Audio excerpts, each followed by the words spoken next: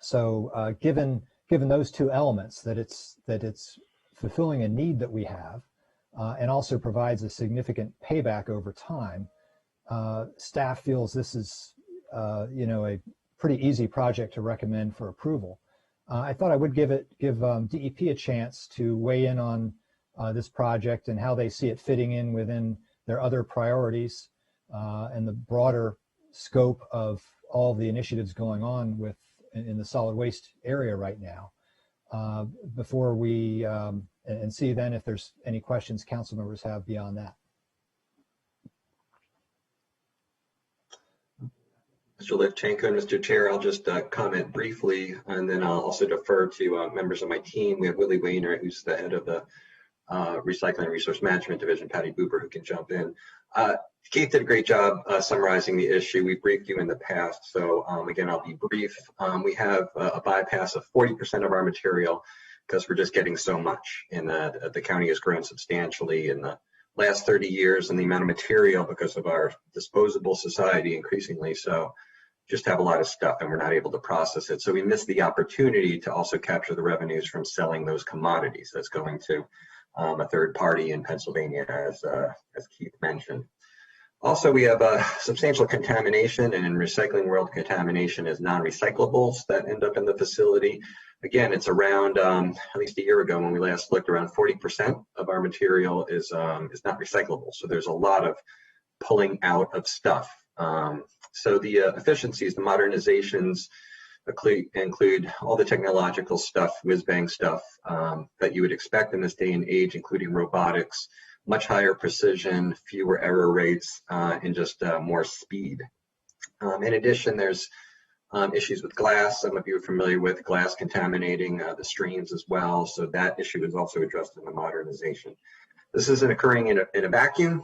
As all of you know, I've bored you to tears many times about various policy initiatives and program initiatives to increase diversion from organics to banning certain plastics. So all that will continue as well. But the backbone of diversion for the county is an effective recycling center, and we're overdue for doing that.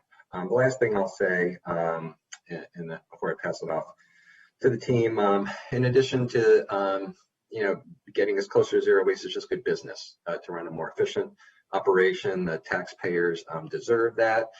And also, all of us have participated in COG and other associations.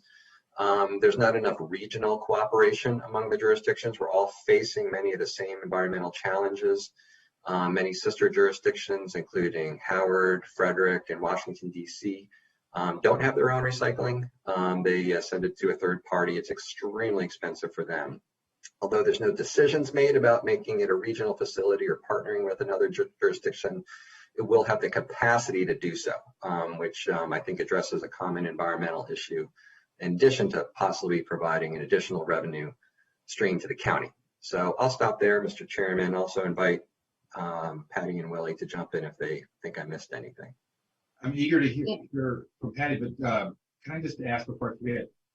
You point out that all the other, many adjacent large counties are facing the same problem, and including ones that don't have their own facility, and it's very expensive. Does MDE provide any solutions on this? If not, why not? Isn't this a great role for the state?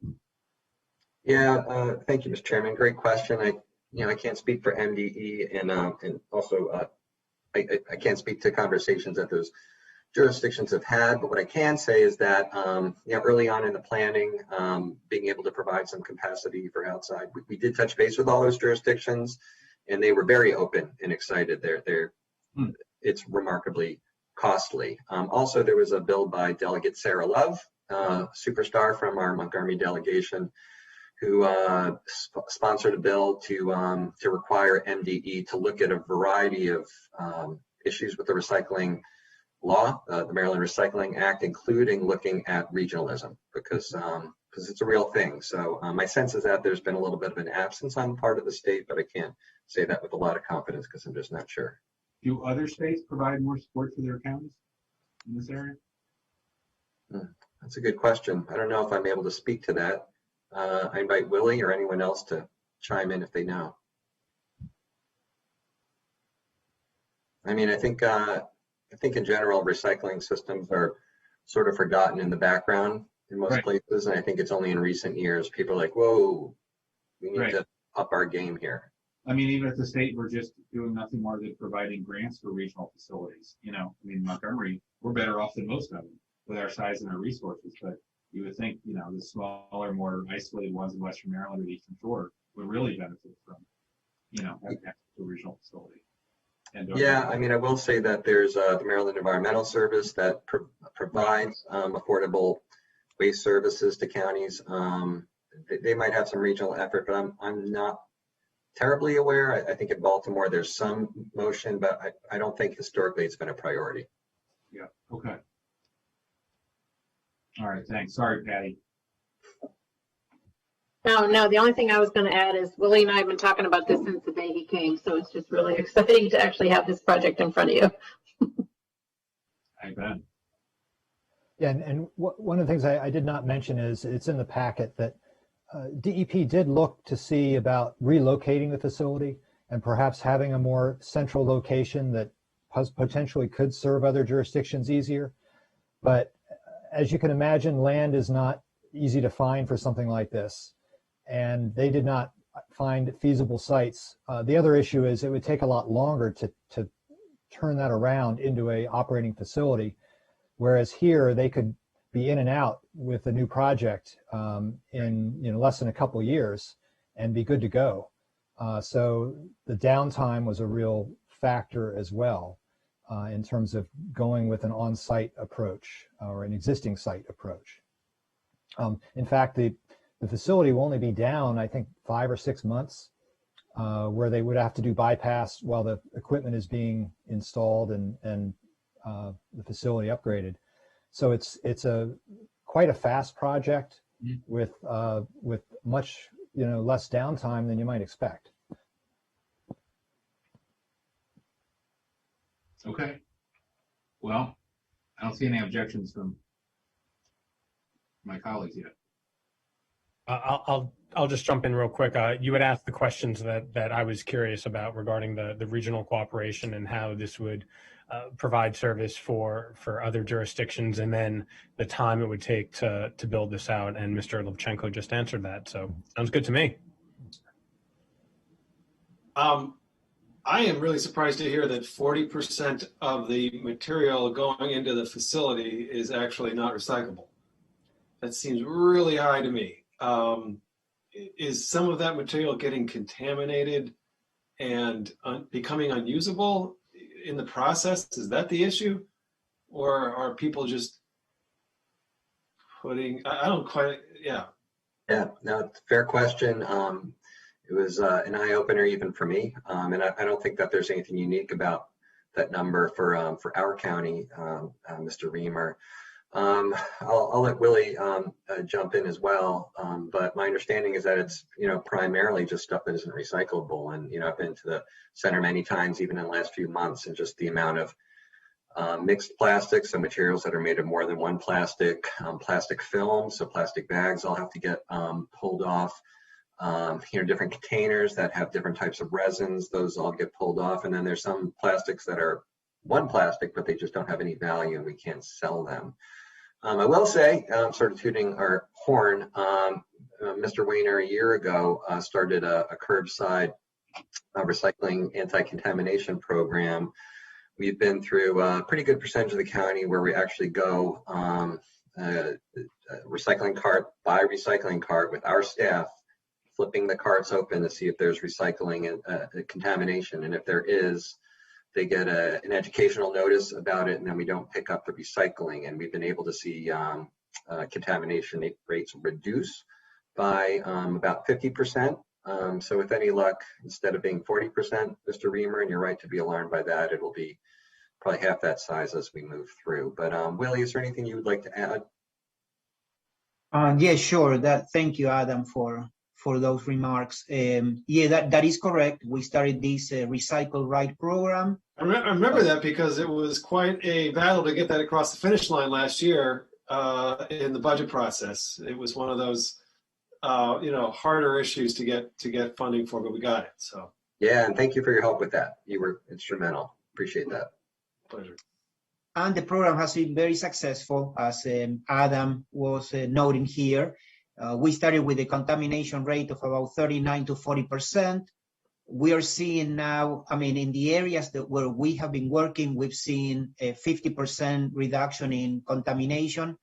And overall, at the MERV, we're seeing a 25 to 30% reduction in contamination for all the areas, for the entire county, which is very important during the pandemic, because we've seen an increase in recycling of about 15% for the commingled material. So if we were not able to process 40% of the material coming in, now with the pandemic, we've seen even an increase in the material that we're receiving. So all those boxes from the mail and the bags from grocery home delivery and the takeout restaurant, materials, all that stuff, right?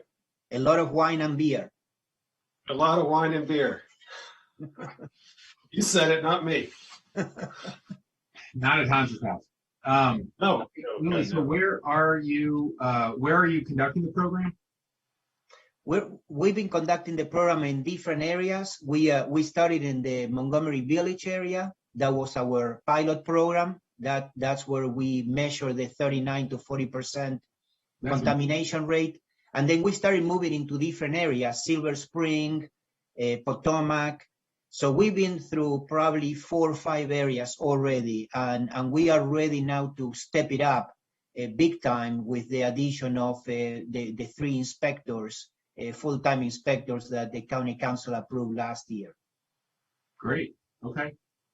No, that's a huge difference. That's great. Have you tracked at all how much contamination comes from single-family residential versus multifamily versus commercial? Well, at the MERV, we 98% of the material that we get is from the residential program, from the 220,000 homes that we service. The multifamily is being serviced by private companies and commercial, where they take that material, for the most part, is single stream, right, and they take it to their own facilities. Okay, fair enough. Right. You all usually do such a good job of public education. Do you have envision more mailers or other things like that on this topic? We're doing a lot of social media. We're doing a lot, yes. And we have our inspectors' presence at the areas, which is basically a lot better, because that gives the opportunity of a one-on-one. When the resident sees that the inspector stops at their house and that they're ready to tag a container, usually they come out and try to learn why is that so. And most of the time they clean up their contamination right there. And as an example, in the Montgomery Village area, we started with almost 75% rejection rate on the blue bins because of plastic bags. Mm-hmm. And after 5 weeks of working in this project, we got almost cleaned up all the plastic bags from the blue bin containers. Good. Do you work at all? Do you share those messages through, you said social media, but through listservs and Nextdoor? I would think a lot of it would be welcome, to civically engaged neighbors on those platforms. Okay, I'm not sure that we're doing, but I'll make a note. And if you have, social media collateral for us to share, I'm sure we'd all be willing to get it out in our newsletters and social media. Perfect. Yeah, thank you. We'll take you up on that, and Willie and our comms team will follow up with your staff. We would love that help, especially before we go into an area. I'll also highlight Willie's been doing a lot of Spanish language media, which is an important audience that just frankly we haven't. We need to spend more resources and time on. So we're really glad that Willie is bilingual and willing and able to talk to Telemundo and Univision and all the other programs. So thank you, Willie, for reaching out to that audience. You're welcome.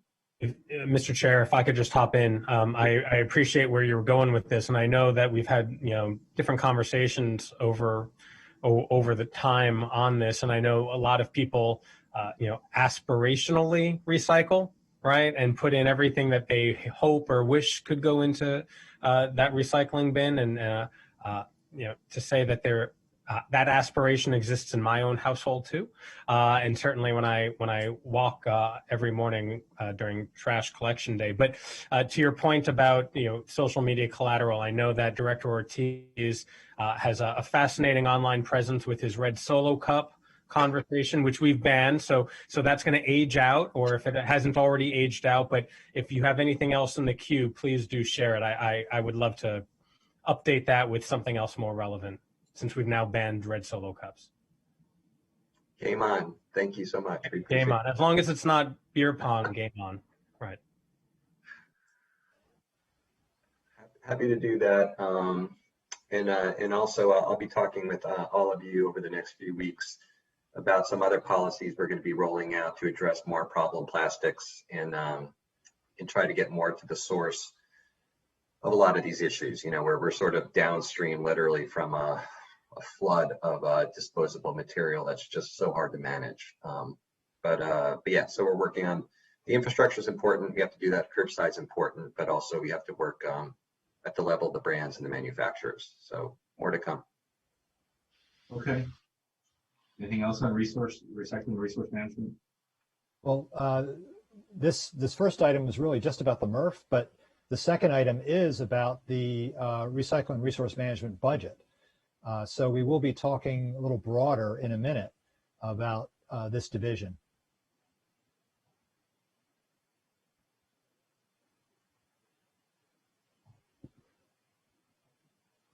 So are there any more questions about this first agenda item, or can we assume committee's unanimous in supporting it? Yep, I think without objection. Okay, so we'll move it to the queue for the full council review later. The second item on the agenda, as I mentioned, is the DEP Recycling Resource Management Division FY22 budget and the FY22 solid waste charges, which the council approves each year. So we have obviously the same cast of characters here that you just heard from on the first agenda item. Because of the budget process this year, I did truncate my packet. Committee members may appreciate that this packet is a bit shorter than past packets have been. I don't get into a lot of the policy issues that we have talked about in the past, partly because of the budget crunch this year, but also because this committee has had some briefings regularly with solid waste on a number of issues in recent months, and we will be continuing those after this. So I didn't feel that was a good use of the committee's time today. But of course, if you have questions related to the budget or policy questions, we're happy to take them up. But just real briefly to summarize the budget, it takes the form of two funds. We have the collection fund and we have the solid waste disposal fund. And there's a fairly complex rate model done to establish the solid waste charges, which we'll talk about separately. But just to summarize the budget in total, the recommended budget across both funds is about $134,086,000. That represents a 2% increase from the approved FY21 budget. And there's recommended about 112 full-time equivalent positions. And that does not count, of course, the contractual work that some of which you heard about earlier with the MRF or with the haulers. All of that is done contractually. So the FTEs we're talking about here those are truly in-house staff, not a lot of the folks that you would see on the street doing a lot of the hauling or a lot of the work at the transfer station, for instance. The collection fund itself is much smaller. It's only about $10.6 million. Most of that has to do with refuse collection contracts. And we'll talk about that a little bit because of some cost increases we've seen in recent years. And then the solid waste disposal fund is the balance of that, and that's about $123,519,000 this year. And that encompasses everything else that they do, including all the disposal costs, the recycling program. That's all built into the disposal fund. I did include in the packet a discussion of racial equity and social justice considerations. This is something that all the committees are taking up as budgets come up. And so for your pleasure, you can read that. As with other departments, this is a very, very early stage in the process that we're in. But DEP has, provided some information there, especially maybe not so much in the solid waste area, but in a lot of the other areas they're working, especially, for instance, in the water quality field. They are looking at, as they move forward with a lot of their work in that area, looking at the communities they're serving and linkages to the equity issues that we were talking about. So that's one area, but it is in its early stages. So I think perhaps if the department wants to talk a little bit about that now with regard to the solid waste area, but this is something that is just going to be a work in progress across county government over the next year. Yeah, absolutely. So I'll speak to it briefly, and again, I invite my colleagues to jump in. Keith, you've been briefed. Actually, I think all three of you have been briefed at one point or another on our equity mapping effort for watershed restoration. But actually, that initial analysis using EPA's EJ screen and some other tools in identifying vulnerable areas, we've been expanding to solid waste as well. And recently, we've been working with Health and Human Services, as well as Tiffany Ward, our racial justice equity officer, to look at other indices too, including vulnerability indexes. Some of this information was used in the selection of the Recycle Right campaign. So Willie mentioned we were in Montgomery Village. So resources have been going there already. We're also looking at impacts of our different facilities throughout the county, air quality impacts, vulnerable populations that may be adjacent to the transfer station or other places as well. We don't have as concrete a path forward yet on how that impacts operational decisions or future funding or capital projects to the degree that we have in watershed restoration, but it's something we have a team really drilling in on, and we met as recently as yesterday actually talking about our equity efforts. So I'll just stop there, but I hope the council, that the committee gets the impression that we do take this seriously, because we do, and we are integrating equity into an equity lens into all of our operations. But happy to answer any questions. And I know the climate and energy portfolio is a little bit later, but a lot of work being done on climate justice as well. So when we get there, happy to answer any questions, or happy to answer any questions now. If not, I'll move on to specifically the collection fund. I mentioned it's about a $10.5 million FY22 recommendation.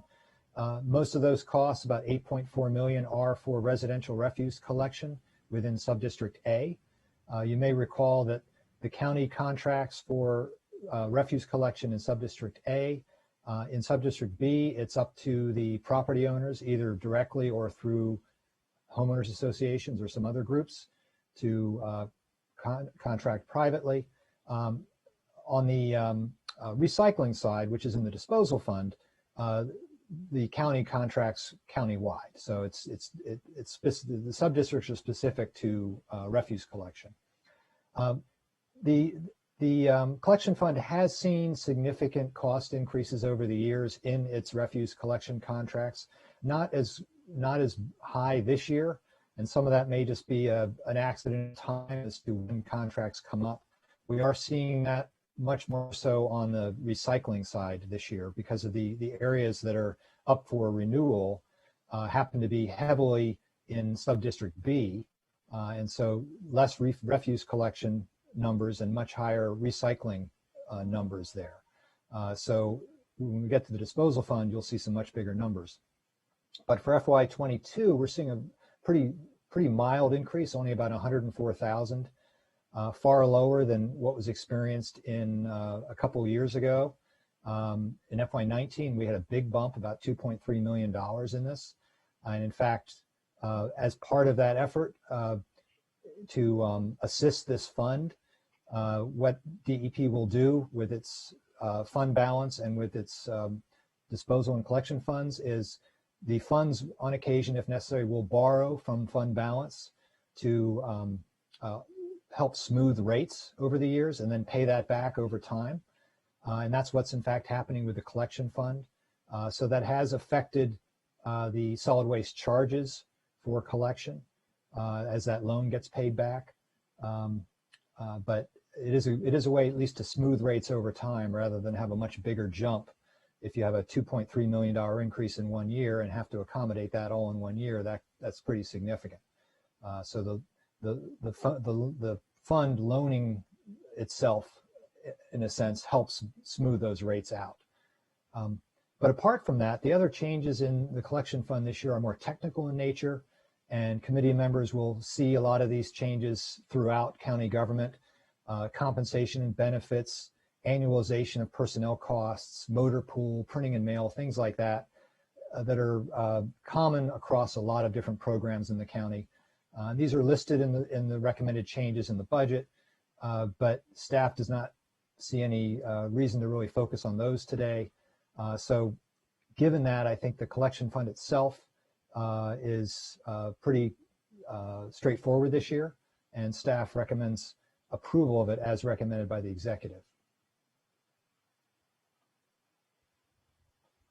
The disposal fund, as you can imagine, bigger numbers, a lot of bigger issues over the years that we've talked about.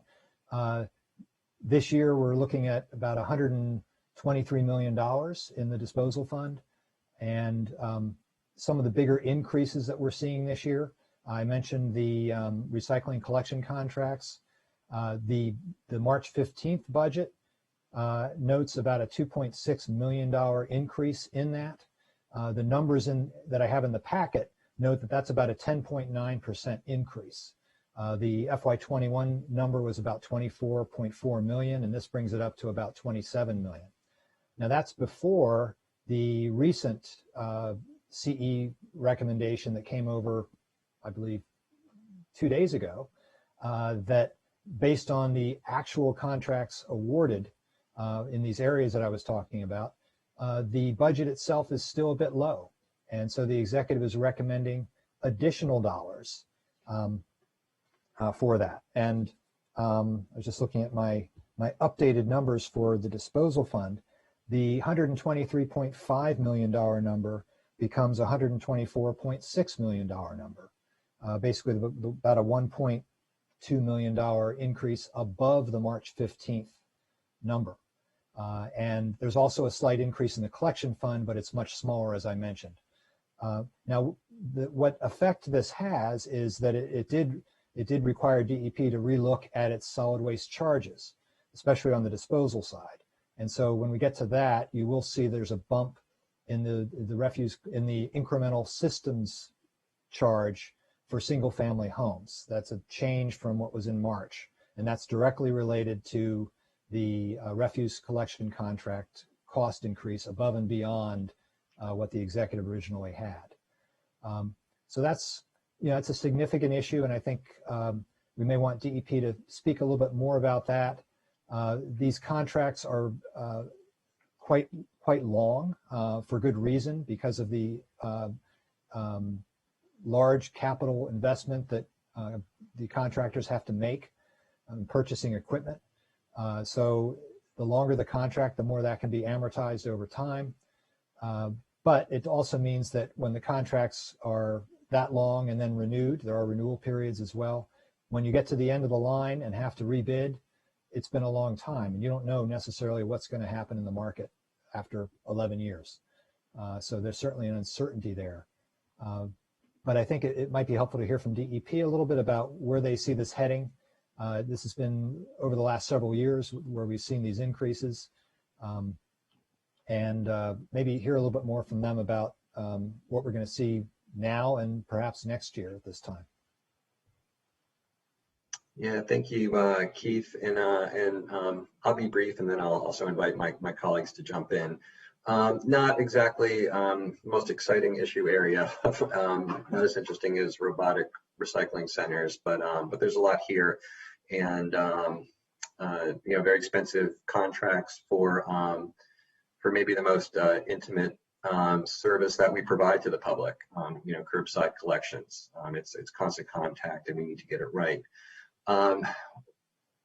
To be frank, the past the contracts that we've had historically, I think, have been very low, very low bids, and over time we saw underperformance from several contractors because they couldn't keep up with maintenance, couldn't keep up with staffing at the prices that we had, and we saw, I think, a decline in services in some areas, and some of you are familiar with that.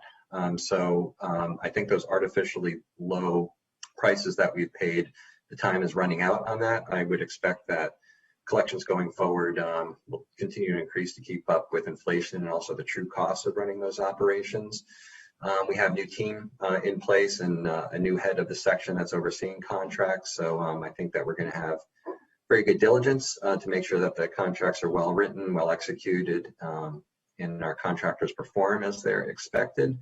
But it's a little bit of an uncertainty because it's very different than what's been done in the past. So I'll just stop there, and I'll also invite Patty or Willie to add anything if they'd like.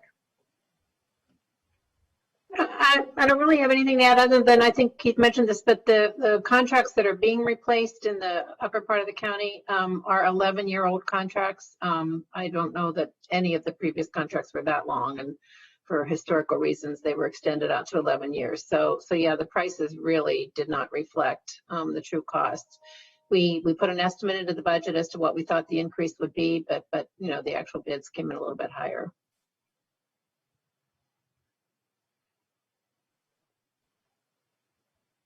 How many are we going to get any competition for the rebid here? Are we just going through our existing contracts? And are we doing any outreach to other companies? I'm sorry, I don't think I heard you, Mr. Chairman. I'm sorry. Okay. Are you anticipating that we're going to rebid as we approach the end of the contract and the renewal, right? Are we doing any outreach to engender more competition? Are we reaching out to any firms that are providing the service in other nearby jurisdictions or anything like that? Or are we just assuming we're going to rebid with our current contractors? Yeah, we'll certainly be rebidding going through to procurement. We always want the most competitive environment possible. No pun intended. There's and the industry is very tight knit, right. So they know when something is out on the street. This is also our recent contracting is the first time that the labor peace law has applied. So we're still learning about the implications of that and what firms that attracts into the process. But yeah, but be assured we go through the channels. We want far and wide the word to get out. We want as many qualified bidders to take a shot at the contracts. Right. I mean, it's a pretty big deal, once in a decade opportunity, right? It's my sense that we haven't had the same interruptions in service since we passed the labor peace bill. Has that been the case? Yes, there have been no interruption in service. No labor or otherwise that I'm aware of. Have you been approached by other companies that are interested in getting our work? Getting out? Getting our work, bidding on our work. Oh, getting our work. Yes, yeah, we've received from a few companies interest in the work. but a lot of it was questions about labor peace and whether that would apply or not. And in our last round, it did apply. So some of them expressed that they weren't interested in bidding, but we did. We are in the process of awarding that contract. You're in the process. What's the timeline? Willie, what's the status? Yeah, I can answer that. The intent to award, notice of intent to award is public. So that was, part of the reason for the county executive supplemental request that came over on Wednesday, because the procurement process for areas 9 through 13, the northern part of the county, is completed. So we have gone through, the review of the bids, and have announced the intent to award.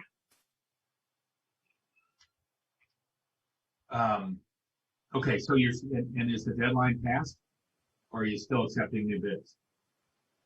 No, the procurement closed, the RFP closed, Yeah, bids have come in and they have been evaluated. Yeah. Got it. You made a decision. Okay. Now there'll be contracts following these. I don't know when your next series of contracts would be taken up. Yeah, I think within a year we've got 2 more areas that will be up for rebid. And was the analysis ever done that we talked about, I think last year, of how much we're saving by the contracting out versus what it would cost if we brought this work in-house? Yeah, well, I don't know if that's directed to me or to Mr. Lechenko, but as I recall, the OLO report said that the operating costs were not entirely known, but generally comparable. Sort of the deal breaker based on the report was finding a site for maintenance and a lot in a depot for the trucks and the fleet. So yeah, that and the one-time purchase of the vehicles too was a big bump up front that was also a bit gave one pause as well. Yeah. Right. Okay. Colleagues, any other questions? Yeah, if I could just hop in. So talking about the procurement of these services, I just wanted to know if there was an update on the RFP and procurement for the composting pilot that you've been talking about, that we've been talking about for a while. Hopefully it will be out on the street any day. It's we've gone through our final stages of review with the Office of Procurement, and that should be out on the street. We were hoping by today, but certainly very soon. Very good. Look forward to more conversations about that. Thank you.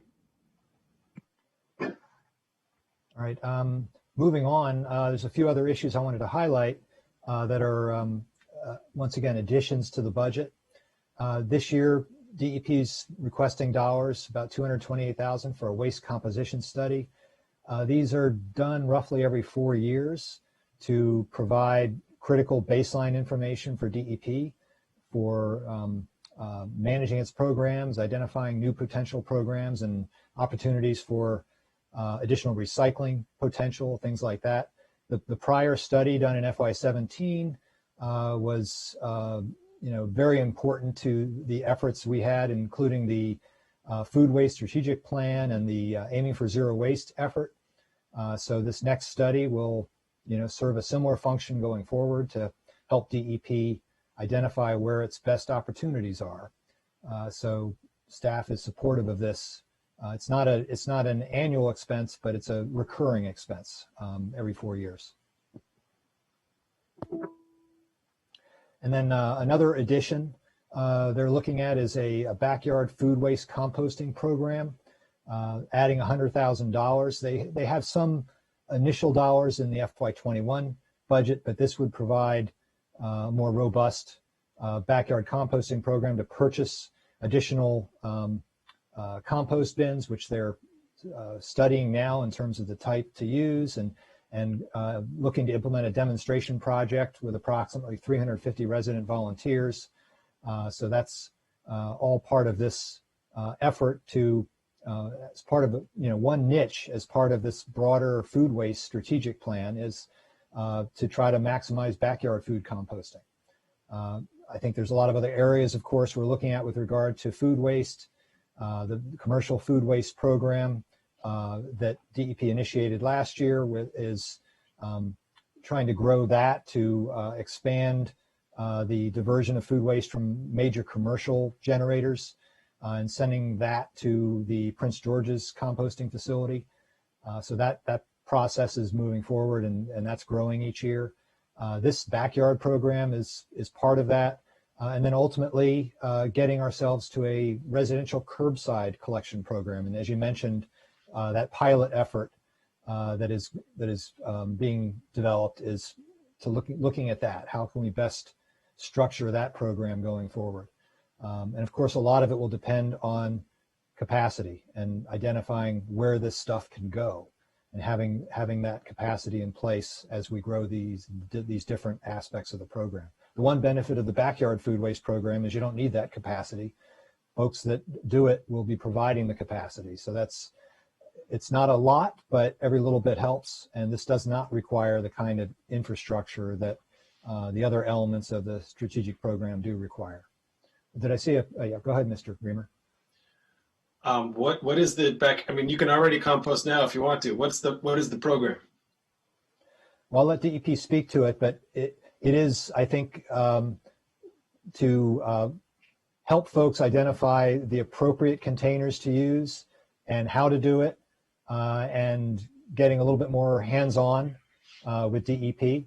We do have, I think what you're referring to, we have a lot of super composters now that throughout the county that are experts on it, but I don't know how many there are, but we're hoping to grow that to a lot more than just the super composters. Is that an actual term? Yeah, if by super composter you just mean a person who composts in their backyard, okay. Well, I know when we were doing some briefings a couple years ago, I would call these people super composters. We had people that had created their own systems. They had pretty technically complex approaches.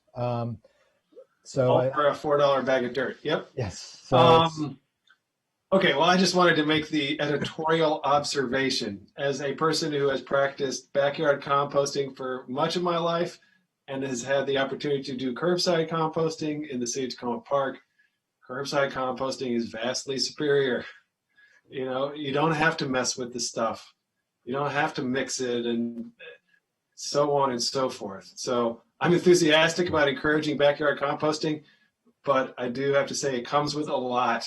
It's not as simple as it might sound. So in any event, you know, I'm all for encouraging it, and that's great. No objection whatsoever. But we do need to get the backyard composting. And, you know, I'm going to keep picking at this question of whether the Sugarloaf Citizens Association is going to step up to the plate and, you know, help us find a site, because they control a lot of land. Unfortunately, the county signed away, it seems, or maybe could have signed away. I'm not sure exactly the legal conclusion there. You know, control over a lot of county land where we could have a composting site. And, you know, if our county executive is serious about zero waste and composting and shutting down the incinerator, you know, he ought to use his leadership to actually get a deal there and, you know, not let this neighborhood association control the fate of composting in Montgomery County. We either need to use that site or we need another site, but we got to have a site.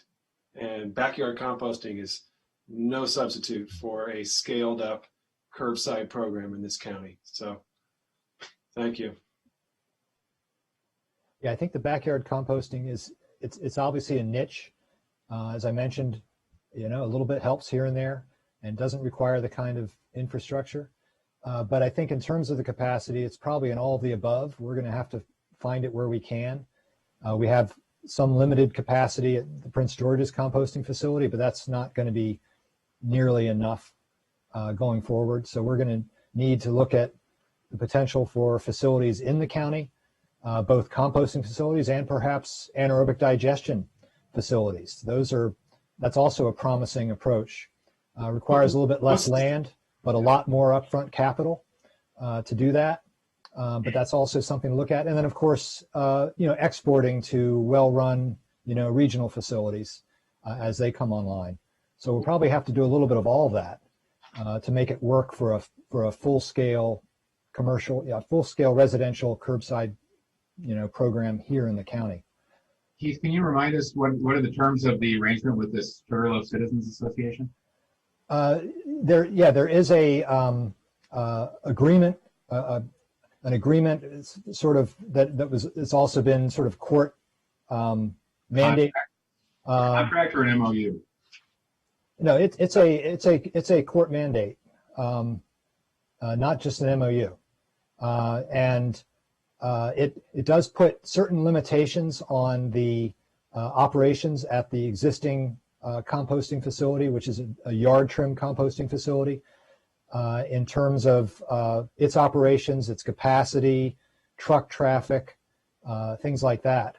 And the interpretation that I've heard is that it would limit or would restrict food waste. That would be something outside the existing agreement. So in order to modify that facility to accommodate food waste, which I understand it could, there's not an engineering limitation there.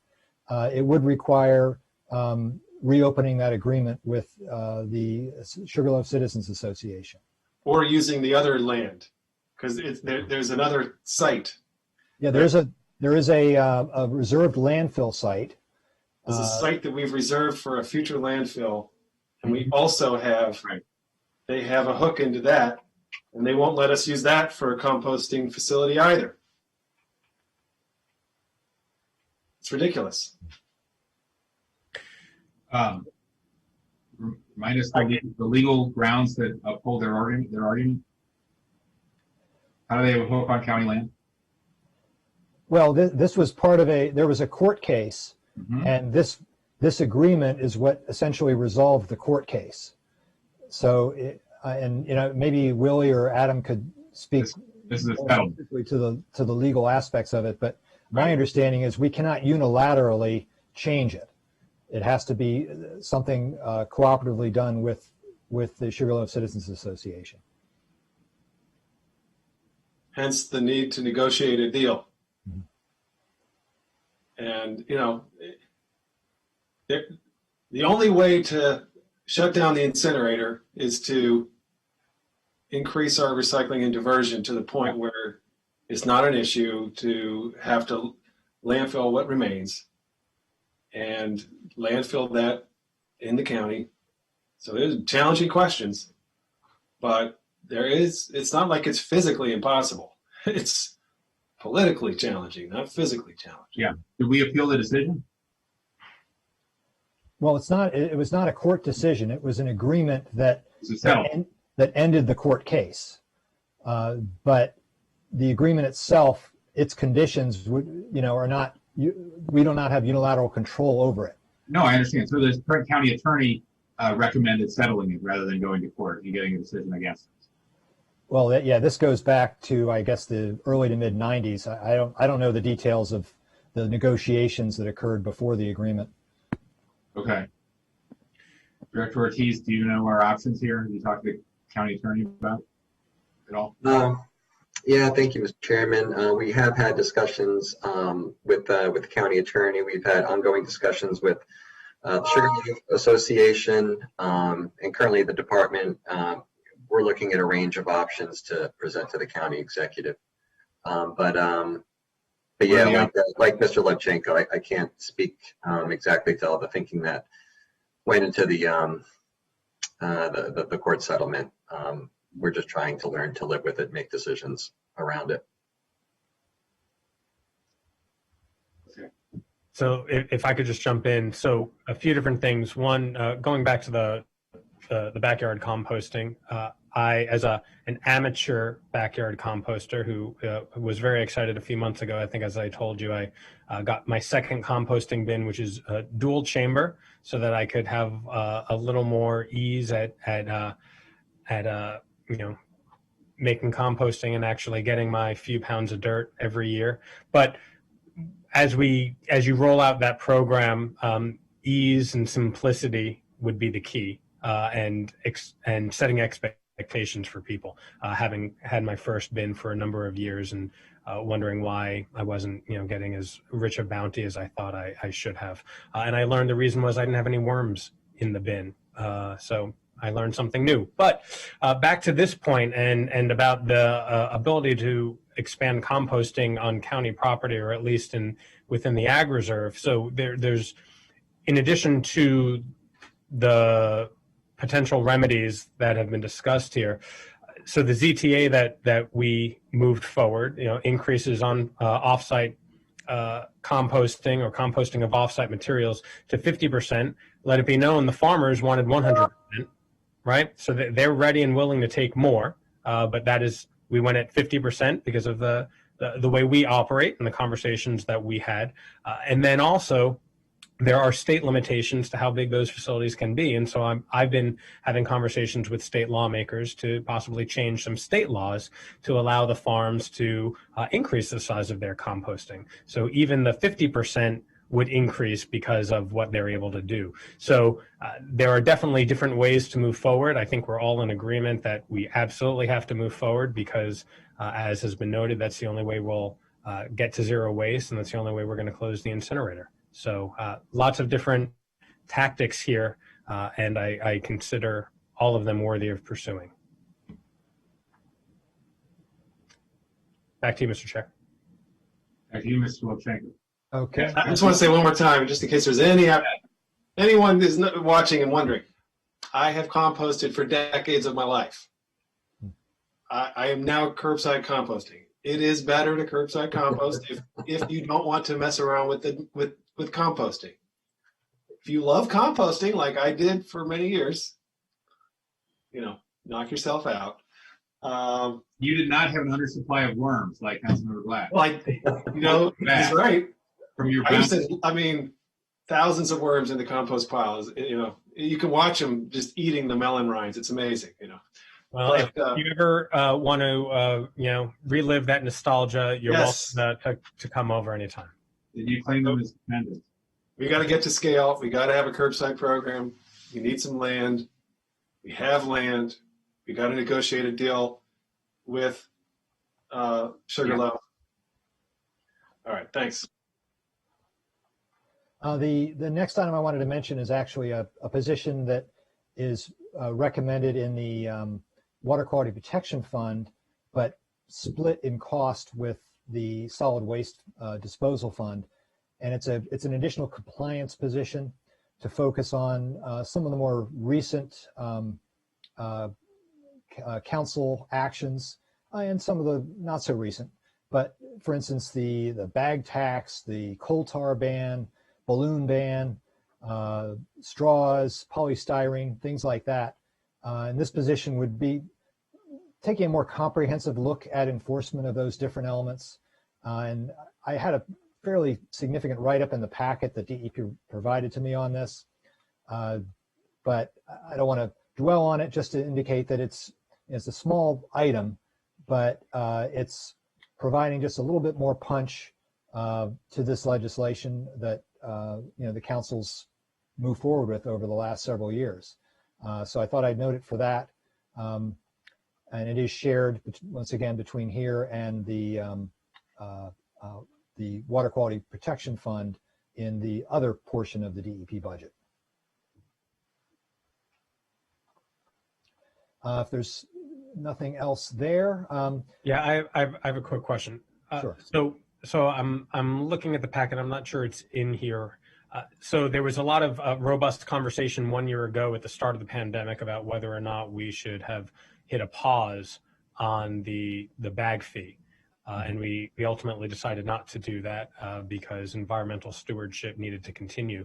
And so I'm curious, do we have any information on that from revenue, or finance about how the bag tax, how that fee has worked out over the course of the last year? Actually, I do request that information from DEP, or actually it comes from finance. Yep. But I was not able to get my hands on it in time for this packet. But I'd be happy to provide that to you, subsequent to this meeting to look at the trends. We have looked at the trends. It's bringing in about $2.5 million a year generally, and that goes actually into the Water Quality Protection Fund. And it's been remarkably steady in terms of revenue, and that's always raised questions because the thought is that the idea is that people would convert more and more to reusable bags, and you'd have fewer and fewer paid bags or purchased bags. But I think what that misses is the fact that when the bag tax was first put in place many years ago, I think we grossly underestimated the number of bags that were used to begin with, or from an economics perspective, underestimated what people were willing to pay for a plastic bag. Well, I mean, yes, but also what's happened is businesses, as they grow and are required to join the program, they start reporting, and so they start to have revenue coming into the county that wasn't coming in because you've got growth in the number of businesses that are subject to the bag tax. And then at the same time, you have people making personal choices whether to purchase a bag or not. Right. But I would just be careful I don't think we can conclude that the bag tax is not working. I think we have. First, I was curious. Right, you're reading a lot into my very simple question there, Mr. Levchenko. First, I was curious what the impact of this last year has meant, right? What the result is, and I see Mr. Harris has unmuted himself. Do you have that information? I don't have the data that Keith asked for because he went back a number of years, but just a day or two ago, I happened to look through revenues through the end of March compared to the previous couple of years, and they're actually up about 100,000 compared to where it typically is by the end of March in other years. Well, a lot of people are, we're shopping for food, mostly for food, and clearly taking plastic bags. And as I know at the height of the pandemic, when we didn't quite know a whole lot about COVID-19 coronavirus, people were taking more plastic bags for fewer items, right? And so that might have resulted there. But back to the conflated assertion, maybe, Mr. Levchenko, that you were commenting on. I mean, it's the age-old question that we have more revenue than we ever thought. And is it because there are more plastic bags people are buying, or is it because 5 cents is not enough? And in a community like ours, where everything is higher than national average, 5 cents might literally be a drop in the bucket for some folks. Not for everyone, of course. We recognize that, but for certain segments of our community, they're willing to shell that out. And conversation for a future time, perhaps. Now, the other thing, speaking to the pandemic, I know from personal experience shopping that if someone is bagging your groceries, at least in recent months, they would not do it with a reusable bag. It had to be a disposable bag for them to bag. Correct. And I don't know about you, but they're a lot better at bagging groceries than I am.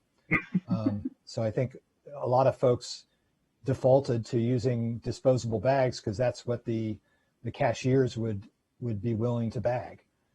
So I think there may have been a decrease in the usage of reusable bags, not out of any intent, but just because of the pandemic and the fact that you couldn't easily have the store use your bags. And that was one of the reasons we had this conversation a year ago, but ultimately decided to stick with our policy. So thank you. Thank you for that. If I could just we'll follow up and get you the numbers. Sorry, we didn't get you that analysis from finance. Just want to espouse a view here that I think we would be better off moving to ban plastic and just get rid of the fee and find another revenue source personally, but just ban it entirely. And that would be my recommendation strategy wise. We've never gotten much pushback on the polystyrene bans, because the consumer doesn't have to deal with it. But if you had to charge people 5 cents to use a recyclable takeout food container rather than a disposal, a trashed one, we would hear about it all the time, just as an example. Anyway, want to say that.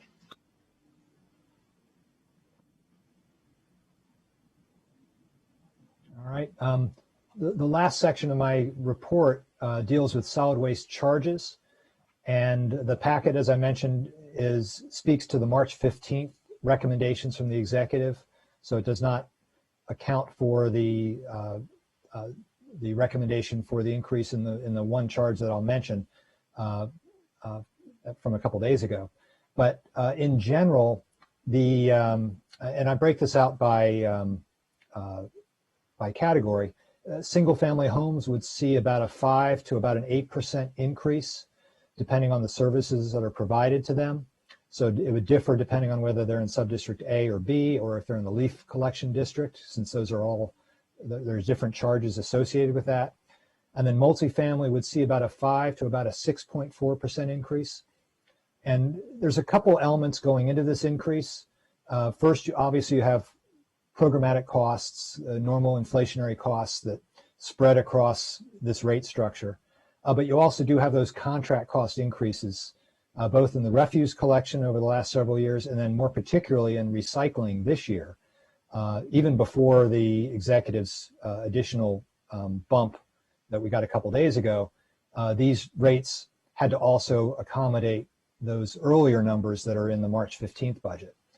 So, you know, and these rates are pretty close to the increases we saw last year. So the trend in the contracts and, you know, a couple percent inflation, that's what it's going to get you on the charges. And then the other package of charges has to do with fees that are charged at the transfer station, and those are all being kept the same, except for the refuse and open top containers fee, which is dealing really with C&D waste typically, and that tonnage, that cost per ton is recommended to go up. And I think we had a discussion of this a few weeks ago in the committee. The tip station, the transfer station tipping fees are generally trying to balance whether you have, or trying to balance the volume that you're getting into the facility. If you're bringing in too much, then you raise the fees. If you're bringing less than you want to operate at, then you lower the fees. And these fees have been adjusted periodically. They're not adjusted every year typically, though.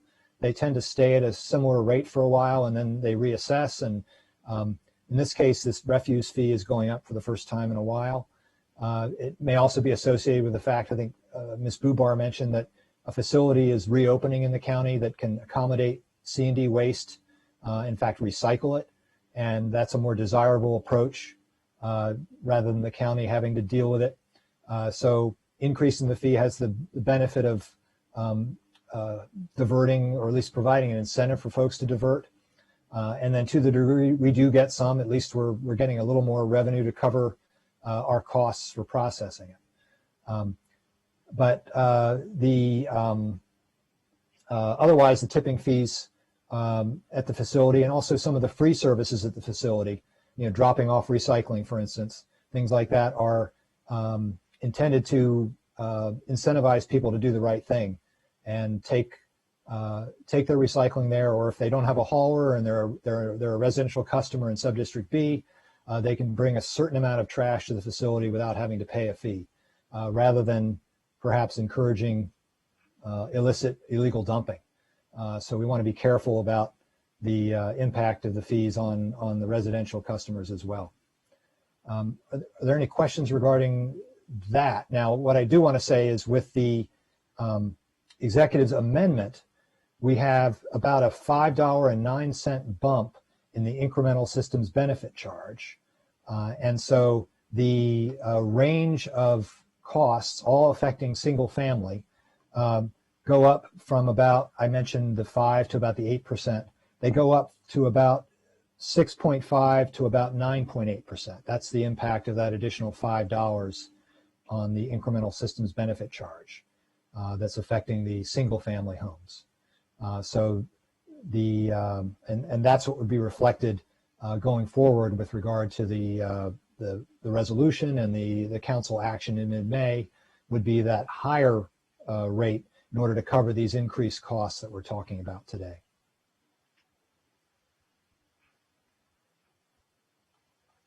Okay.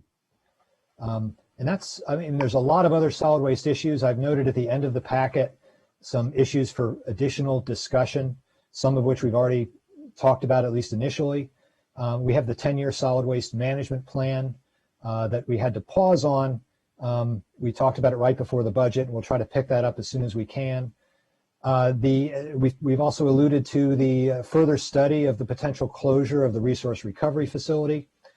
There's a lot of moving parts with regard to that, literally, that need a lot of further review. So I think the committee will be very interested in that going forward. We have the Office of Legislative Oversight report that Mr. Ortiz mentioned earlier. That in addition to looking at the in-house trash collection, it also looked at the structure of Subdistrict A and Subdistrict B, and the issue of whether to consolidate into one district came up during the Aiming for Zero Waste Task Force process, and some of the benefits that might provide in terms of some additional county programs or the ease of expanding certain county programs. So that's something we need to look at as well. The commercial and residential food waste diversion initiatives we talked about, pay as you throw, which is would be a significant change in our how we charge for trash collection. That has had some promising results in other admittedly smaller jurisdictions, but it is one of perhaps the few strategies or tools we would have to try to reduce per capita waste generation. And then, of course, just a lot of the trends that we see. Usually in my packet, I include a lot of the tonnage and recycling projections and trends.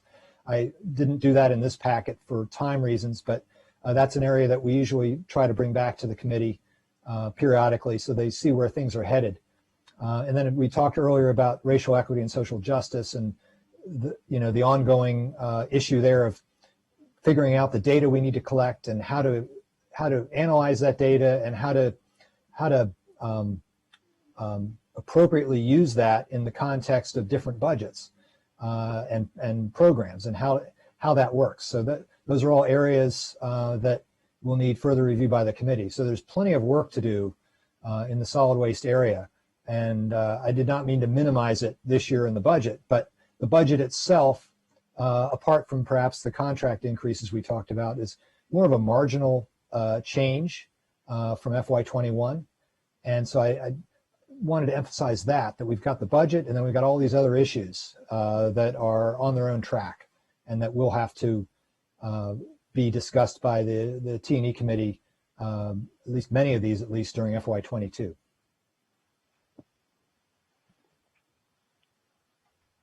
Okay, I don't see any objections.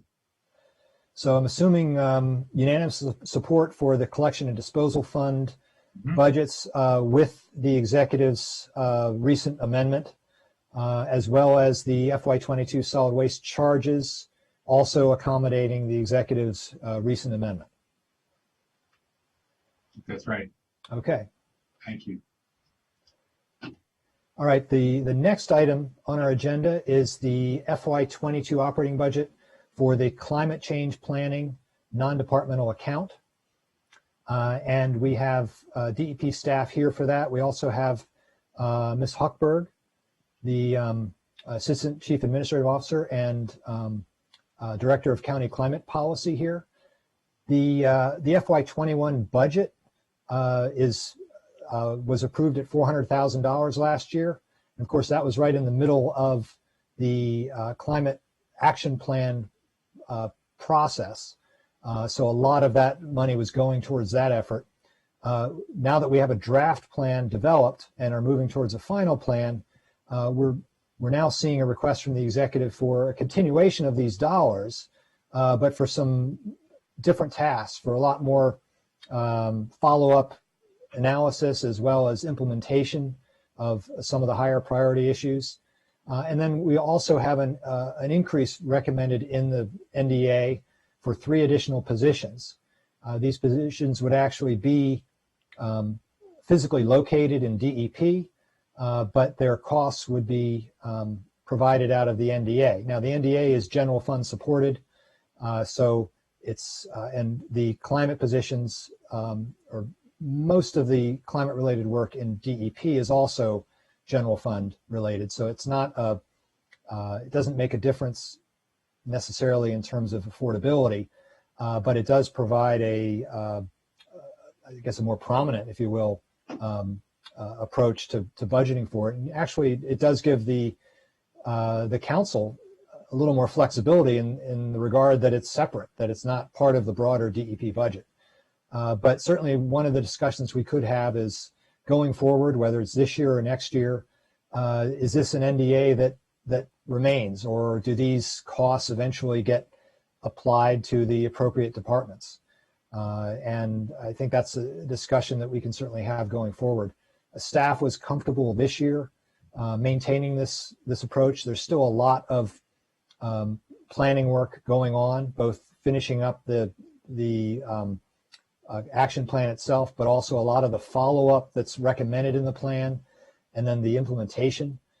This is a huge lift, and I think in some ways having it centralized in the NDA at least gives it that prominence that it really needs to have, at least for now, until it becomes a bit of a more normalized process.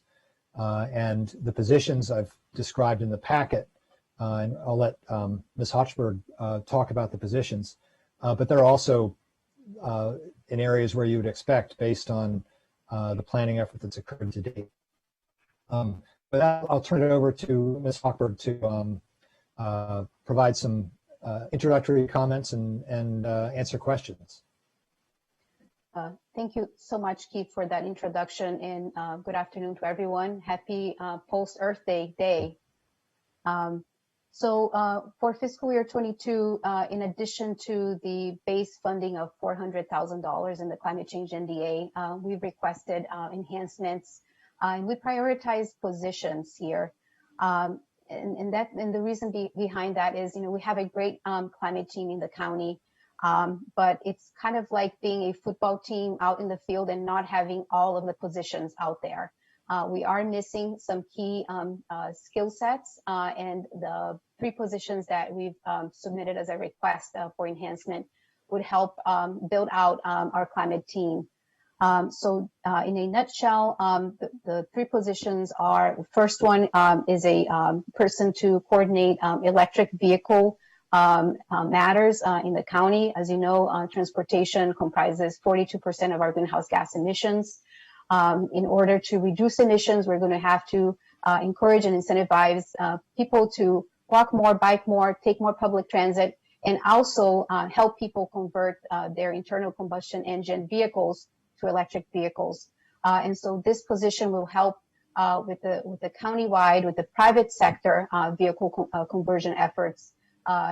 This person is going to be involved in electric vehicle charging station siting, facilitating those efforts, as well as facilitating programs such as an electric vehicle group buy program.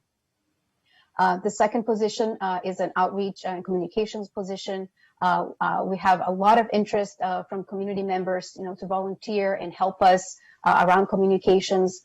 We also have, as a county, I think historically not done a good job of engaging with all of the diversity of the populations in the county. And we know that it's primarily Black, African Americans, and other people of color who are disproportionately impacted by climate change. And we want to really prioritize our outreach and communications with these members of our community, not just to give information to them, but it needs to be a two-flow way of communication. And this person will help enhance our efforts in that aspect. And then the third position is a state-level energy policy manager position. One of the key things that this person is going to be involved with at the outset is helping to develop a community choice energy implementation plan. We are very pleased that this was passed as a pilot program from Montgomery County just recently by the General Assembly. And now the implementation planning work really begins. The county has at least 2 years to develop an implementation plan. By law, we are not able to start up a CCE before April of 2023. So we do have a little bit of time to do the studies and the planning that is necessary to get the program up and running. This person will also be participating in the work group led by the Public Service Commission that will be establishing the regulatory framework for community choice energy. I'd also like to open it up to Stan Edwards and Adam for anything that they'd like to add.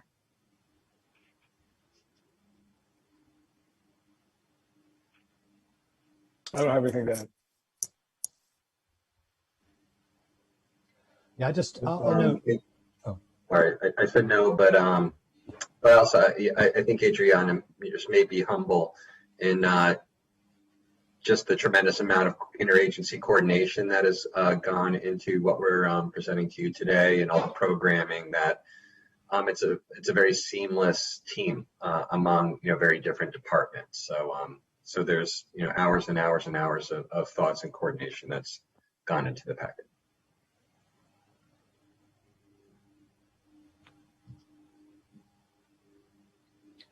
Yeah, I did want to also mention that we are sort of in this phase where we're moving from the broader climate action plan process to implementation, and I had suggested in the packet that I think what we really need, and what I think DEP understands, is going forward more granular, more detailed multi-year implementation plan that pulls all of this stuff together, that's identified as the high priorities in the climate action plan.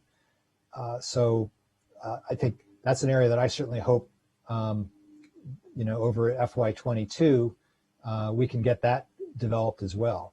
And provide some of that more specificity that we have seen in terms of comments regarding the action plan. Everyone supports what's in it, but they're like, what's next? How do we know what we're doing and how fast and so forth? And some of these new positions are obviously tied to some of the highest priorities in the plan. And then also I also noted in the packet the areas that the existing staff are going to be working on and the new staff. And these are all the highest priority areas, and the council itself has some issues before it, including the Building Energy Performance Standard legislation and the International Green Construction Code regulation. Those are pretty big issues as well that are now at the council, but will still require more work. So getting to the planning piece to the implementation stage, I think, is really going to be a critical component over the next year, because we have a very aggressive time frame identified in the council resolution and the climate action plan, and it doesn't leave a lot of downtime. So we really do need to move into implementation at full speed ahead. Assuming these are approved, how quickly do you expect to have them filled? So OMB has budgeted them with the anticipation that the first quarter would be lapsed, but that they would be ready to get started, join the team in October. So that would give us a little bit of headway to get through the recruitment process and advertise it and such before then. When do you anticipate beginning advertising? Patty or Stan, is that something that you could help answer? Yeah, I mean, the process is, well, if we anticipate that you would be approving this, as the council would be approving this, we would immediately finish up writing the position descriptions, which we've got a pretty good start on them. And so then we'd have to have those approved, have an exemption request approved by management and budget. But I think, we can get started on that stuff now. And so we, should be able to be ready to advertise as soon as we could get approval to do that, early on in the fiscal year. So I would say, we'd be looking to advertise, a month or two after the fiscal year began. So that's not till August, potentially? Yeah, but I don't know. Yes, because we have to have approval under the exemption process from OMBs, and we have to get the position description approved. I know it sounds very bureaucratic, but can you explain that? I mean, yeah, no, I was going to ask you about if the job descriptions were written, but it sounds like you could complete that really quickly, right? But what is the exemption process? Maybe Rich can discuss that. Rich Harris. Sure. For departments that are looking to fill positions that are vacant, there's a request that comes into OMB called like the exemption process, like Patty mentioned, and it's evaluated and approved or not. I expect these ones would likely be approved. Proposed by the county executive. Why do you have to do that? It's typically something that's in place when revenues are not great, to try to get another set of eyes on positions that to be filled. If we're putting money and there's not a lot of money around, that's the purpose of it. It sounds like a waste of revenue to spend staff time reviewing something the county executive wants and the council supports. That's why for things like this, there's typically not too much time spent on the review. I mean, some things are no-brainers to approve, so they move pretty quick. Well, if they're no-brainers, I would think you could waive the review process. Is that anything we have to do, or is that an executive regulation that we don't have? It's I was going to say executive procedure, but that means something more specific. I mean, it's a practice that the executive department has. Okay, well, but Patty just said you're not going to advertise these until August, and here we are in April, and apparently the county executive wants them, and my guess is my colleagues want them. So why wouldn't we advertise it in April, given how hard it is to find good staff sometimes, and how long it takes to onboard people in Montgomery County? Well, I think you'd probably have to wait at least until council action in mid-May, or late May. Okay. Because then you have, final authority that the positions are funded in FY22. Sure. I'm not sure how much you can do before July 1, but I assume you can get all the internal, the position descriptions and, a lot of that internal work done before July 1st. I don't know what the rules are about advertising prior to the fiscal year starting, if that's possible. But in my experience, it always takes longer than you think to fill positions. Every step of the process seems to take longer than you think. That's exactly my point. Yeah. So, but we can be very motivated with this discussion to have everything ready to hit the ground running when we get approval. I just learned from Keith how important it is to start right away. And then when I asked about how we're going to operationalize this, we said we're going to maybe begin to advertise them in August. So that seems out of alignment with Keith's instructions. So yeah, I would definitely make sure they're ready to be advertised by July 1st. And I don't see what would be the harm in advertising the day the council reconciles the budget. I don't think there's a lot of suspense. And if there is, people won't even, cancel the interview, but it'll take weeks before. I doubt there's very many people looking for jobs in August. A smaller amount. Okay, I'll stop. What's next, Keith? I think I wanted to question. The public outreach position. Tell me more about this. The public is aware of the climate crisis. Why do we need to? This was supposed to be a climate action plan. It turns out it was a climate theory plan, and now we have to do a climate implementation plan. And now we need to do more engagement. What is the goal of the engagement? And why don't we spend it actually reducing emissions? Well, thank you for that question, Councilmember Reamer. Climate change, reducing emissions requires changes both at the systems level and at the personal level. We can't do one and the other and be successful. We need to do all of the above. And so while there is certainly excitement and support for climate action in Montgomery County, we are a large county, and I'm not sure that everybody quite is on board and aware of what they need to do at the personal level to reduce emissions.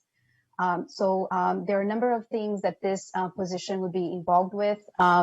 One is just general outreach, both around reducing emissions, but also on the adaptation and resiliency side of things, such as making more county residents aware about the availability of flood insurance, and that they can buy into flood insurance even if their house is not situated in a floodplain. which is something many people may not be aware of. We're also looking to establish what we're calling a climate change communications coalition that will involve departments and agencies, but also private sector and community organizations to really get in sync around our climate change messaging and use all of our available communications channels in a coordinated fashion to get the word out. And we need someone to help, get that up and running. We also need someone who really will help us take our outreach and engagement efforts with around racial equity and social justice in BIPOC communities to the next level. We've taken some important initial steps in that front, but we know that there is much more work that we need to do. One concept that we're exploring launching is, and we don't have a formalized name for it, but conceptually it would be a community justice academy, collaborating across a number of different departments and bringing what we're calling, a cohort of ambassadors from the community, and not only to do training and help equip them with knowledge and skills to go back out into their communities to take climate action, but it would also be looking at other issue areas as well. So not entirely focused on climate, because a lot of people, going about their day-to-day lives, climate is not necessarily the first thing that they have in the front of their minds. They're worried about quality of life. They're worried about safety. And we want to be able to connect climate change with these other issues that people care about. It's also going to serve as a way for us to hear back from the community about their concerns and needs. And so the communications and outreach specialist is going to be involved in helping to stand up all of these efforts. I mean, I don't dispute the ultimate need for community engagement, but it seems like we've got so much to do with those who already are on board with the idea that there's a crisis. And we ought to be focusing our effort on actually implementing policies that will reduce emissions now, not 5 or 10 years from now. So these are the three. Why are these in the NDA? Why aren't they just DEP positions? We're flexible to that. So if the thinking is that these positions should be budgeted within DEP versus NDA, I don't feel strongly either way. Okay, that's good to know. Is there any comment on that, Keith? Or they are Richard? They would be physically housed in DEP. So what we really have is it's sort of a presentation issue. It's a distinction without it. I don't know if it's a distinction without a difference, but anyway, what is the rationale for putting them in the? Well, I mean, from a purely parochial council standpoint, it does give the council a little bit more authority. The NDAs are separate appropriations. So whereas in a departments and the executive have some flexibility to reallocate funds. So an NDA like this, just in general, does provide a little more prominence and a little more authority to the council in a way. Okay. So that's sort of one. Now, two, it is unusual to have positions. That's a good rationale. I like that. Okay. Positions are less common in NDAs, so I think that's certainly a fair question. And I don't have a strong opinion, as to where these are funded. So maybe there could be more discussion about that. But once again, I think we're trying to still have this issue distinguished unto itself. It's not sort of a fully normalized piece of county government business yet. So I understand where the executive's coming from in still having this as a separate, distinct entity with some staffing. But like I said, I don't feel overly strongly about it being in the NDA versus being in DEP. If I may, another part of the thinking on that is to ensure that these positions are working on the things that they're added to the budget for. Sometimes if they're put into a department, there may be some other things that are assigned to them that's related, but not really exact reason. That's another reason to make sure they stay focused on the work that they're being added to the budget to do. Thank you. Interrupted there by had to be the teacher for a minute, I guess. I don't know. You know how this is. Okay. Well, I don't know if my colleagues, I don't have anything off the top of my head that I think would be a more effective use of these funds, but I will give that some thought. We could just hold the funds in the NDA and for the outreach position and seek, a more effective use that would support immediate action on climate change. I think, I suppose you've created a lot of people who you have to talk to through your task force. And so now you want to hire somebody to talk to them. And I'm sympathetic to that. What's that, Stan? May I offer a thought here? Please.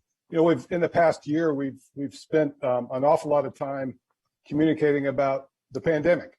And there have been Herculean efforts on behalf of a lot of people to communicate.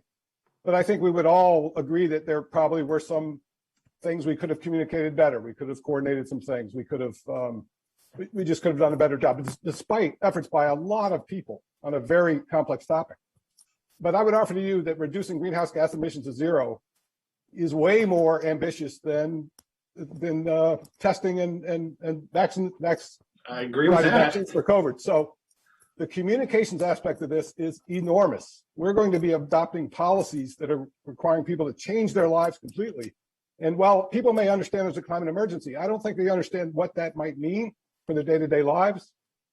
And so helping them understand that is going to be of paramount importance. And that's the biggest thing we can do to immediately reduce greenhouse gas emissions, I believe. Yeah, I mean, I guess what I'm reacting a little bit to here is that there is a very broad policy issue. The question of whether those little things we do in our daily lives actually matter that much relative to broad policies, and so. But I'm not talking about the little things we do in our lives, which are important. I'm talking about building energy performance standards.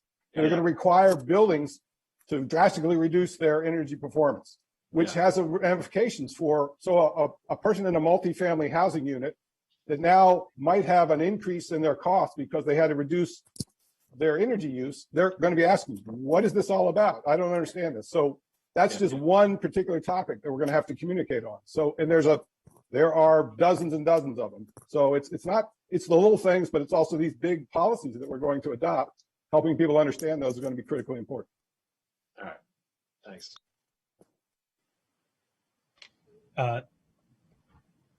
I see Mr. Reamer is done. Mr. Chair, I just want to chime in here too. I'll use this as an opportunity just to express my frustration with this process. This being the third budget session cycle of this county government. We put the $400,000 in, we've put another $400,000 in, and I'm just curious how many more budget sessions and cycles we have to go through before we have some tangible policies that we're going to initiate, legislate, enact. And it doesn't seem like we've been getting there. And I understand the warm up and rollout to get to this point, but I just want to know when. And so some of these positions, and I too am curious about the outreach. We've been doing a lot of outreach. You have been doing a lot of outreach over the last 2 years to get to this point. Hundreds of residents, hundreds of recommendations. I've looked through the report. I want to start tackling them, right? And the outreach and coordination is there, and I know that there's a lot of time that each of you have spent, and so I'm going to presume as well that this is a position to take some time, to give you back some time, right? But if it is a public education person, someone to speak to the importance of climate change, I would actually argue we have a robust public information office, right? That would be probably the better vehicle to communicate with the county. And you have all the apparatus here as well. And so I just want to be mindful of what you're all are proposing and making sure that we get the fundamentals of the policies and the regulations in place ASAP, so that then we can start communicating with residents about the changes that they can expect, because I expect us to vote for them, adopt them, and enact them. Ms. Hochberg? Yeah, so Councilmember Glass, I appreciate your sense of urgency on this issue. I think we all share it. I was listening to a forum last night by UN diplomat Christiana Figueres. She was one of the architects of the Paris Climate Agreement, and she was saying just how fundamentally important the next 10 years are for humanity in terms of charting the future course of humanity. So no pressure, right? Because of the magnitude of the challenge that we're grappling with, we understood that we didn't have the luxury to just fully concentrate on planning and leave the action for later. So the motto of our climate team is act while we plan. And so even while this climate planning process has been unfolding, we've been developing policies as well. And so a major building sector policy has been recently transmitted by the county executive to council, and that is the Building Energy Performance Standard. And that is a key piece of our climate action plan, a key piece of reducing emissions from the existing building sector. We are one of a handful of jurisdictions across the country that is actively attempting to work on this. So I really look forward to having more conversations on the Building Energy Performance Standard, and looking forward to having the council adopt that in the next few months. And then so let me ask, because that information and those policies were built upon the last 2 years, right, or so, and some of these conversations and one of the consultants' reports. But these line items are for FY22. So if I could phrase it this way, before I approve this much needed funding, what can we expect from the administration in FY22 with regard to climate change policy here in the county? Sure. So what we're planning to do for fiscal year 22 and every fiscal year thereafter is at the outset of the fiscal year to release what I'm calling the annual climate work plan. That is going to spell out both the legislative, regulatory policies, as well as programmatic efforts that we will have underway in the coming fiscal year with the resources and staff capacity to implement in support of the climate action plan. Our intent is for the climate action plan to be a living document because the state of knowledge and technology around these issues is changing so rapidly. And so the annual work plan will give us an opportunity to let the community know what's new, what has changed. Maybe 3 or 4 years down the road, perhaps sooner, there may be some additional actions that we'll need to implement or change. And that will give us a mechanism to keep the climate action plan as a living document. So let me ask the question a different way. Within the climate action plan, what policy areas can we expect to see some proposals on? So we're working across all of the policy areas. It's like we have to be an octopus, 8 arms. We're working across all of them at the same time. So, okay. Councilmember Glass, that's a stay tuned into FY22. Okay. Well, go ahead, Stan. Yeah, I would suggest that we do have 2 major policies before you, and we, as Ms. Hochberg said, we look forward to talking to you about those. They are very significant. We are also working on, in the climate plan, for example, one of the biggest actions is community choice energy, which was just authorized in the General Assembly. We're hopeful the governor will sign that. And there is a lot of groundwork to do to establish that program. The bill itself requires at least 2 full communications across the county to every electrical customer in the county. So that's a communications aspect that we'll have to work on. But there's also a lot of work to develop the structure of a community choice energy program. We've already talked about the regulations that will be developed at the Public Service Commission. So that position we're adding will help with that. But there's other than that, there's a planning process to go forward to to retain consultants that can help us procure electricity for 300,000 electric customers, which is something that the county does not do. Sure. No, Mr. Edwards, I appreciate that. And I know the importance of all that legislation, and I've supported it, and I'm so appreciative of Delegate Charkoudian for carrying it across the finish line. Absolutely. The heart of my question is we need to keep doing more. And quite frankly, I haven't seen a whole lot. Right. And before I appropriate the $400,000 and then some, which is important, and let me underscore and highlight that, I'm asking for you to share what is coming next. And if you're not prepared, and I understand planning, if you're not prepared to share at least within what sector or area the next policy proposals and recommendations will be coming from, that's your prerogative. But as we're having this conversation now, one day after Earth Day, I hope you would be a little more forthcoming, because I have things I'm working on, right? I know all of my colleagues have things that they are working on because the time requires it. And so the more we're collaborating, the more you can share with us with regard to this $400,000 appropriation, the better we will be as a community. Mr. Lass, what I'm sharing with you is the community choice energy is not across the finish line. We've completed lap one of many laps. We got the approval to develop the program. Now the hard work begins, and we are going to be working on that. That doesn't require in the next year, perhaps even action by the council. But in order to get to the action the council has to take, which is approval of a community choice energy program, we have got to develop the program. I understand that. And again, and I'll go back to an analogy that Ms. Hodgberg used, an 8-armed octopus, and what you've just described is one of those arms. And so I just want to make sure, I just want to ask, what are the 7 other arms doing? That's the point of my question. Sure, I can definitely share several more arms with you in terms of what we have in the plan. That's all I've been asking. Thank you.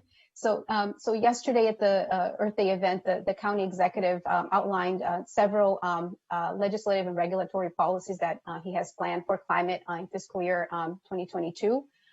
So one of them involves establishing a resilience authority in the county. About a year ago, the General Assembly authorized jurisdictions to establish resilience authorities. It provides local communities with another tool to finance projects associated with climate resilience. And so we're looking to enable the Montgomery County Green Bank to be able to serve in that role. Another policy that the county executive supports legislation is to expand the role for the commercial property assessed clean energy program, which is something that's already in place in the county. But the legislation would expand the types of projects and the amount of the financing that for projects to be available to tap into those funds. Thank you for that answer. That's Sure. all I've been asking for, what some of these funds will help go towards over the next year, and how I can respond to residents who are asking, not only what I'm doing, which I am sharing with them, but what we as a county and what the executive department, the executive branch is doing as well. So Ms. Hosberg and Mr. Edwards, I appreciate this dialogue. We got to a place where I'm satisfied right now. And support these efforts. So thank you. I yield back, Mr. Chair. Thank you. Any other questions on this item? Okay. Can I just make a brief comment? So in the spirit of the discussion here, I want to be clear that, we're doing our best to have a thoughtful climate plan, and, thoughtfulness takes time, and it's been a public plan. We could have hired a consultant to turn it around in a few months, but we wouldn't have had the buy-in from a broad swath of and one of the penalties of that is people like, where's your plan? Where's your plan? Where's your plan? So the plan's coming, and we can talk about that. But in the meantime, we have been busy. So a handful of, these were discussed yesterday, Mr. Chairman, 6 megawatt solar field, utility scale solar field going on the Closed Oaks landfill, 14 transit buses that are electric. And it was, our vendor that we introduced to the school system, even though the media hit, that's a big deal.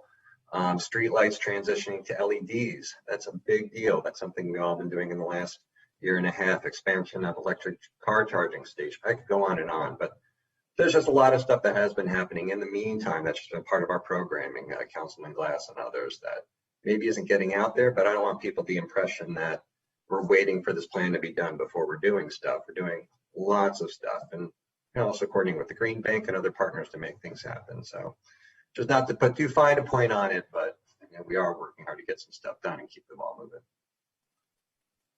Personally, I was asking for the fine point, so I appreciate that. And yes, if there has been a lot of work that's been done, and clearly I'm asking, although to restate it, I wasn't asking about what had been done. I was asking about what will be done. But we need to communicate this better. So, thank you. Noted. Thank you. Well, I just want to say, almost everything that was just mentioned, I think was started up by the last county executive. We want some more from this county executive. I think we're all waiting for some bigger impact here. So, except for that bus fleet, that's awesome. But that's the schools that did that. And I spoke to that vendor as well, but we're looking for more leadership here. We certainly are. Thank you. Okay. Anybody else? I think we're approved without objection, Keith. Okay. The last set of items today are actually, they're reflected on what we're calling the committee consent calendar. And this includes the DEP general fund budget, and as well as the Water Quality Protection Fund budget. And the concept behind the consent approach is similar to the full council. The idea is to have limited discussion, maybe some clarifying questions, if you will. But if there were some meaty topics we needed to discuss, we would bring those back to the committee at a later date. So that's the intent behind the consent calendar. And I know it's sort of worked different ways in different committees over the last, I guess, week or two. But I really will leave it to, I guess, the committee members, if they have specific questions. Staff was comfortable enough with these budgets to recommend them as they came over by the executive. But I'm happy to clarify any points you have. Obviously, we still have the DEP folks here and OMB staff.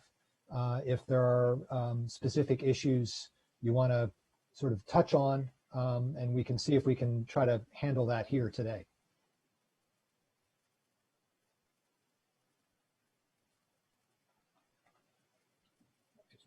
I think we're good, Keith. Well, that could be a true consent. We've had such a fulsome discussion. We ran out my first laptop, and I'm on the second. Wow. Yep. Okay. Largely non-controversial items, so I think we need to wrap it up. Okay, and I just did want to note that along with the Water Quality Protection Fund is the Water Quality Protection Charge, which the council approves each year by regulation. So that sort of piggybacks on the DEP budget, but we'll see that come back for final action for the council in mid-May. And that's all I have. Okay. Great. Okay. So without objection, that's approved. Thanks everybody for all your hard work on this. Looking forward to continue to work together. Have a great weekend. Thanks for sitting through all this without a comment, Frank. We all did that. It would have been a shorter meeting. Thank you all so much. Thank you all. Thank you, everybody. Appreciate it. Bye-bye. Thank you. Old Georgetown Road, Maryland 187 to Georgia Avenue, Maryland 97. Travel slow on Interstate 270 in the following locations. Bound on Interstate 270 from Clarksburg Road, Maryland 121 to the truck skills. Information. Please call the Transit Information Center at 240-777-7433. We will continue to monitor transportation conditions throughout the day. When those conditions